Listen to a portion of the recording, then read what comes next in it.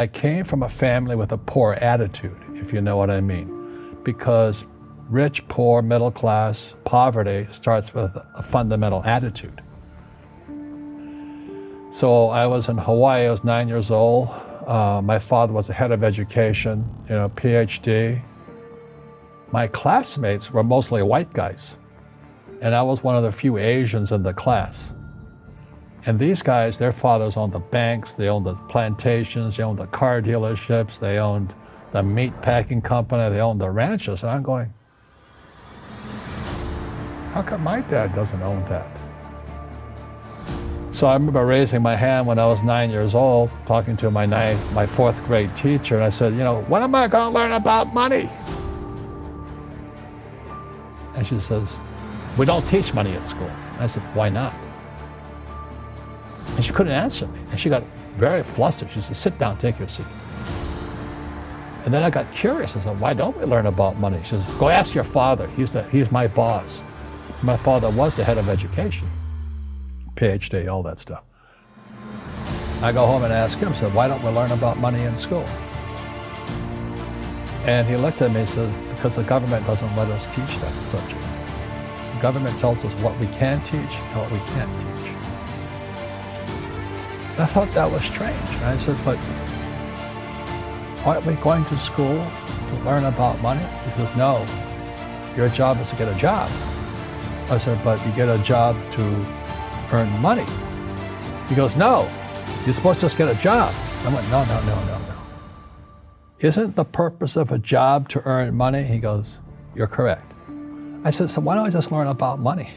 I can skip the job part, And he got flustered and he said, look, and my father was, for Japanese, very tall, 6'4", and imposing man, good guy.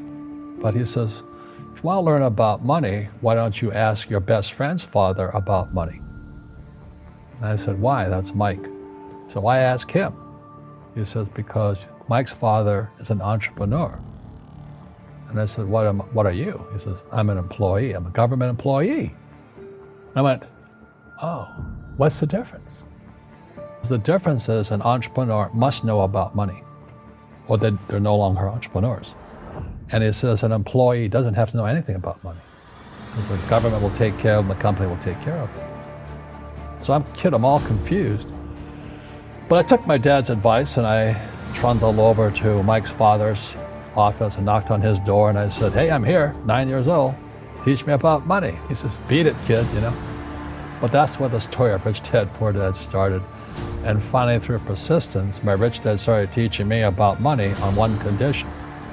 And that condition was he would never pay me. He says, the moment I pay you, you think like an employee. He says, that's the trap.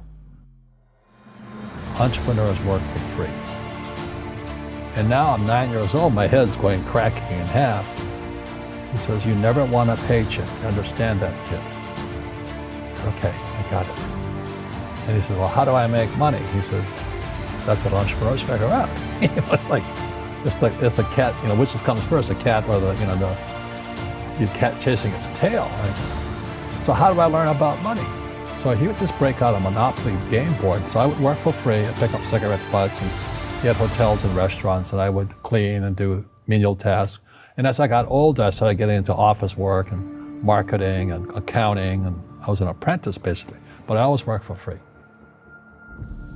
And he would teach me about money. But the way he taught me about money was playing Monopoly. And finally one day I got upset. I said, well, when are you going to teach me about money? He says, what do you think we're doing? We're playing Monopoly. He goes, no. What do you think we're doing? We're playing Monopoly. He says, what do you think we're doing? So I don't know. I'm teaching you about money. And then that's why, you have one greenhouse. He says, there's many formulas for great success in money. There's thousands of them, but one of the best ones found on the game of Monopoly. It still is today. 4 greenhouses, 1 red hotel. I said, what? He says, one of the greatest ways to acquire great wealth is playing Monopoly in real life. 4 greenhouses, 1 red hotel. That's how I learned about money. And that's because he refused to accept a paycheck. He says that the moment you accept the paycheck, your brain goes dead. So as long as you're hungry, you'll think. Today, when people ask me what I do, they know me as the author of Rich Dad, Poor Dad. I just say I play Monopoly. So I own greenhouses, I own big hotels, I own oil wells, golf courses, businesses. I'm just playing Monopoly. That's all I do.